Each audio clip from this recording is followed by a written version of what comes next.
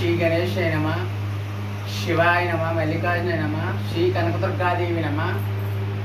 మా ఇంట్లో కనకదుర్గాదేవి అమ్మవారు, అలాగే శ్రీ మల్లికార్జున తండ్రి, అలాగే నేను పూజించిన కనకదుర్గాదేవి అమ్మవారు, శ్రీ మా లలితాదేవి, అలాగే శివాలయం, అలాగే మా ఇంట్లో వీరభద్రులు, వీరన్న బాబులు అంటే శివుడితో సంబంధమే మేము పూజిస్తాము.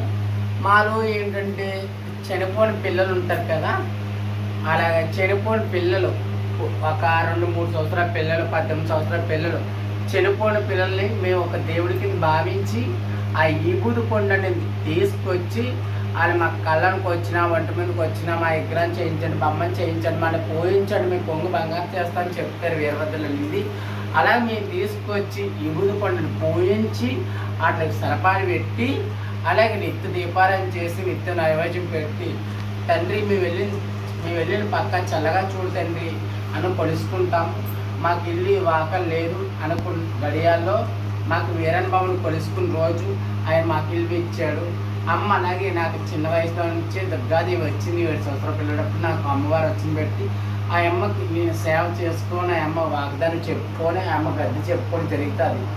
అలాగే ఎన్ని సంవత్సరాల నుంచి నేను 20 సంవత్సరాల నుంచి కాకినాడలో ఉంటున్నా. విన్నాను అంటే నేను నలుగురికి తెలియదు.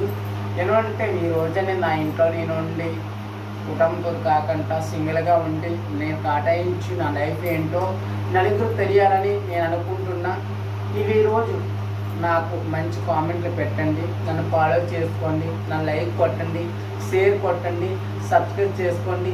అందరికీ శనార్థి, అందరికీ జయం విజయం అందరికీ ఉండాలి, అందరిలో నేను ఉండాలి, అందరూ 10 కాల పాటు బాగోవాలి, నా మంచిగా అందరూ కోరుకోండి.